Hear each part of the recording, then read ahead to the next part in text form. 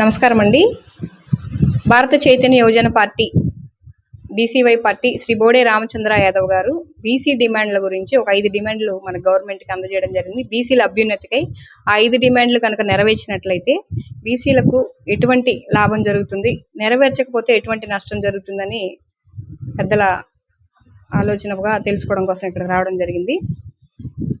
ఆంధ్రప్రదేశ్ పద్మశాలియ సంఘం గౌరవాధ్యక్షులైనటువంటి మునగపాటి వెంకటేశ్వరరావు గారిని కలిసి ఆయన అమూల్యమైన అభిప్రాయాన్ని ఈ 5 డిమాండ్ల గురించి, అలాగే బీసీవై పార్టీ అధ్యక్షులు శ్రీ బోడే రామచంద్ర యాదవ్ గారు 11వ తారీఖున చేసే ఆమరణ నిరాహార దీక్షను గురించి ఆయన మాటల్లో తెలుసుకుందాం. మరి వాస్తవంగా బీసీలని ఎన్నాళ్ళ నుంచో కూడా అనగదొక్కే కార్యక్రమాన్ని అగ్ర కులాలు తొక్కుతానే ఉన్నాయి. మరి వాస్తవంగా బీసీలుకి ఆశా జ్యోతిగా మిగిలిన మన రామచంద్ర యాదవ్ గారికి బీసీల తరపున ధన్యవాదాలు తెలియజేస్తున్నాం.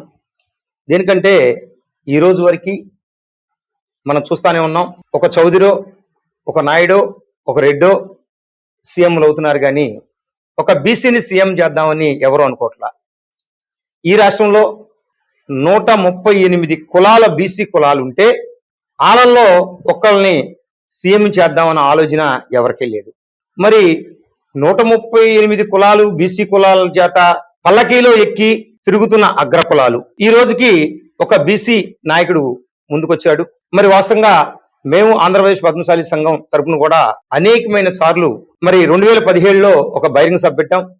మరలా రేపు వచ్చే నెల 26వ తారీఖు కూడా చలో మంగళగిరి అని పద్మశాలియ బహిరంగ సభ కూడా పెడుతున్నాం.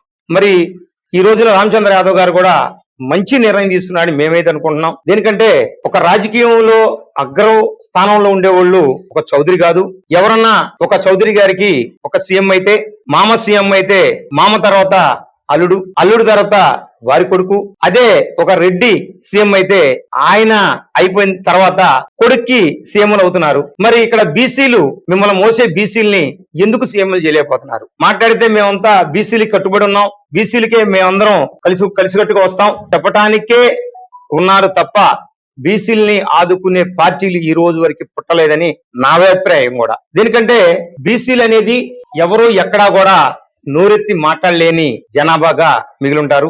మేమేమనుకుతున్నామంటే, ఇన్నాళ్ళు మిమ్మల్ని మోసాం కదా, మేము ఒక్కసారి బీసీని మీరు కూడా మొయ్యండి, పల్లకీలో మీరైనా ఎక్కేది, బీసీని కూడా ఒకసారి ఎక్కించండి, ఎక్కిస్తే కదా తెలిసేది బీసీ గొప్పతనం కూడా. మరి మేమైతే మరి 5 డిమాండ్లతో కూడిన ఏజెండాను పెడతాం జరిగింది. నిరాదీక్ష అంటున్నారు. ఇదే కాదు, ఇంకా పెట్టాల్సిన అవసరం ఉంది. బీసీలకి రాజ్యాధికారానికి చెందాలంటే ఇప్పటికీ బీసీల్లో అనగదొక్కడం బిగినైంది. ఈ అనగదొక్కటాన్ని ఆపాలా.